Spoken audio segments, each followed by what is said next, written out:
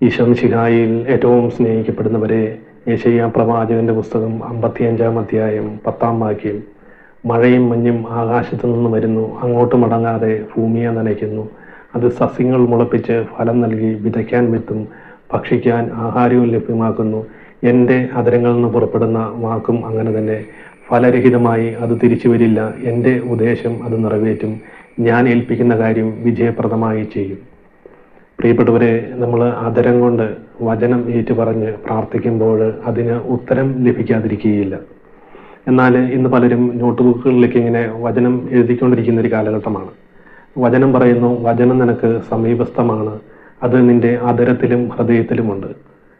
പ്രിയപ്പെട്ടവരെ, ഒരു 2 മാസം മുമ്പ് ഒരു ചേച്ചി വളരെ സങ്കടത്തോടു കൂടി വിളിച്ചിട്ട് പറഞ്ഞു, ഈ ചേച്ചിയുടെ മകന് പഠിക്കത്തില്ല, എപ്പോഴും ഇങ്ങനെ മൊബൈൽ നോക്കിയിരിക്കും. അന്ന് മൊബൈൽ ഒത്തിരി നേരം ഉപയോഗിച്ചപ്പോൾ മൊബൈൽ മേടിക്കുവാൻ വേണ്ടി ചെന്നപ്പോൾ ഈ മകനെ ഈ ചേച്ചി ഒത്തിരി ഉപദ്രവിക്കുകയൊക്കെ ചെയ്തു.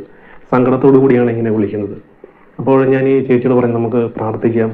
എന്നിട്ടൊരു വചനം പറഞ്ഞു കൊടുത്തു. പ്രഭാഷകന്റെ പുസ്തകം 23-ാം അധ്യായം 1 മുതൽ 6 വരെയുള്ള തിരുവചനങ്ങൾ.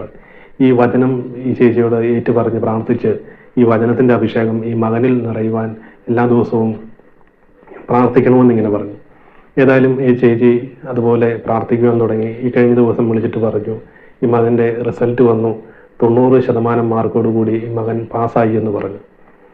പുലിയെ പോലെ നിന്നിരുന്ന മകൻ ഇപ്പോൾ എലിയെ പോലെയായി എന്ന് പറഞ്ഞു. ഈ പ്രഭാഷകന്റെ പുസ്തകം 23-ാം അധ്യായം 1 മുതൽ 6 വരെയുള്ള തിരുവചനങ്ങൾ ആത്മ നിയന്ത്രണത്തിന് വേണ്ടിയുള്ള പ്രാർത്ഥനയാണ്. ഈ വചനത്തിന്റെ അഭിഷേകം ഈ മകനിൽ നിറഞ്ഞപ്പോൾ ഈ മകനിൽ ഉണ്ടായിരുന്ന അസ്വസ്ഥതകളെല്ലാം മാറിപ്പോയി, ശാന്തനായി മാറി. പഠനത്തിലൊക്കെ നല്ല രീതിയിൽ മാറ്റങ്ങളൊക്കെ വന്ന് നല്ല ഒരു മകനായിട്ട് ഇപ്പോൾ മുൻപോട്ട് പോയിക്കൊണ്ടിരിക്കുകയാണ്. പ്രിയപ്പെട്ടവരെ, ഞാനത് പറയുമ്പോൾ നമ്മൾ വചനം അധരം കൊണ്ട് ഏറ്റു പറഞ്ഞ് പ്രാർത്ഥിക്കുമ്പോൾ അതിന് ഉത്തരം ലഭിക്കാതിരിക്കുകയില്ല. എപ്പോഴും ദൈവവചനം വായിക്കുവാനും ദൈവവചനം എപ്പോഴും ധ്യാനിക്കുന്നവരായിട്ട് മാറുവാനും വചനം മറ്റുള്ളവർക്ക് പറഞ്ഞു കൊടുക്കുവാനും വചനത്തിലേക്ക് മറ്റുള്ളവരെ അടുപ്പിക്കാനുമൊക്കെ നിങ്ങളെ ഓരോരുത്തരെയും ഈശോ സമൃദ്ധമായിട്ട് അനുഗ്രഹിക്കട്ടെ.